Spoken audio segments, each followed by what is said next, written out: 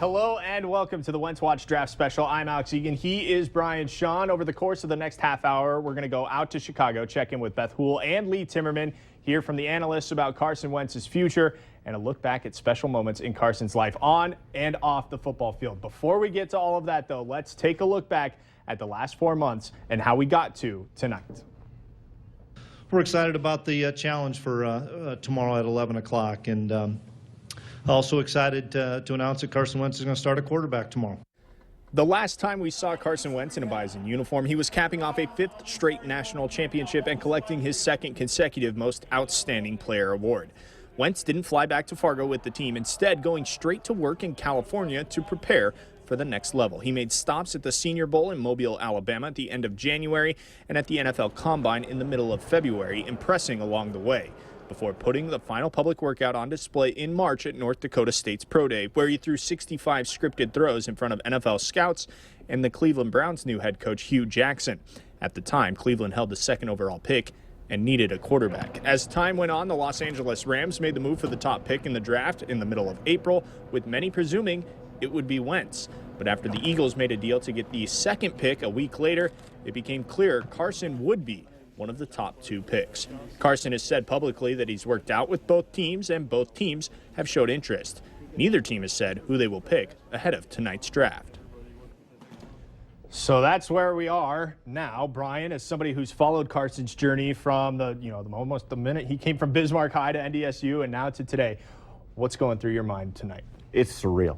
To see him walking on the red carpet with his mom tonight before I came into the studio, this is just a surreal moment, and it's a one-in-our-lifetime moment, and I think hopefully people around the state recognize that this is not something that's probably going to happen again for another 50 years. That's how significant this is. Yeah, I heard you say on Saturday it's kind of a once-in-a-generational type player. It really is. It's really cool to see. It's really fun to be a part of, and everybody's kind of got their moments of, oh, I know Carson this way. Everybody's got that story with Carson Wentz, and it's just fun to see the success that he is having. Let's bring in the other 2 members of our Wentz Watch team, Beth Houle and Lee Timmerman, who have been in Chicago this week. They join us courtesy of Proceed. Hey, guys.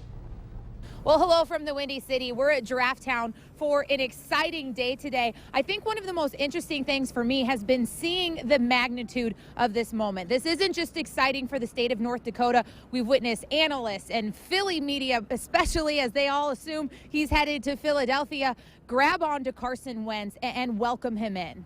Yeah, it's interesting about Philly, I think, Beth, and you've done some stuff with Philly media. There is an assumption that, yes, he's going to Philly. I think everyone kind of around here thinks that he's going to end up in Philadelphia, and that kind of happened, I think, from the moment that they made the big trade. It's like, okay, this is probably what's going to happen. But, yeah, when you talk about the magnitude, the NFL, one of the lines I've said the last couple days is the NFL does a really good job of making themselves very big and very important. You've seen it all over the place. Today has been crazy. Now you just look down the street and there are people in jerseys. They know it's draft day, but yeah, it's pretty darn big. And for Carson to be at the top of that is unique. Well, and he's at the top when it comes to NDSU. He will be the highest drafted NDSU football player ever. The first round draft pick since Darren Erstad went in the Major League Baseball. I mean, it's huge for North Dakota, but it's huge on a national level too. I think that makes it a little different. If you put in perspective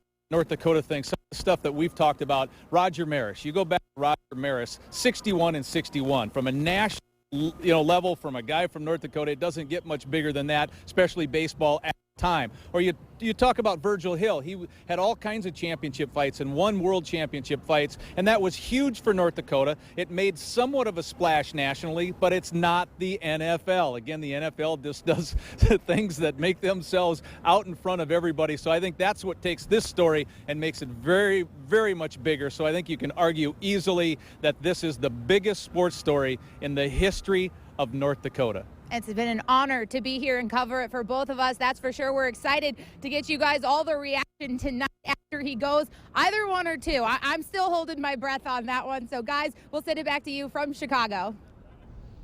All right, thank you very much, guys. Still to come on this Wentz Watch Draft Special, we'll show you what Carson's been up to since he arrived in Chicago Tuesday. There he is on the red carpet tonight. We'll hear from a guy who knows Carson Wentz pretty well, his old head coach, right after this.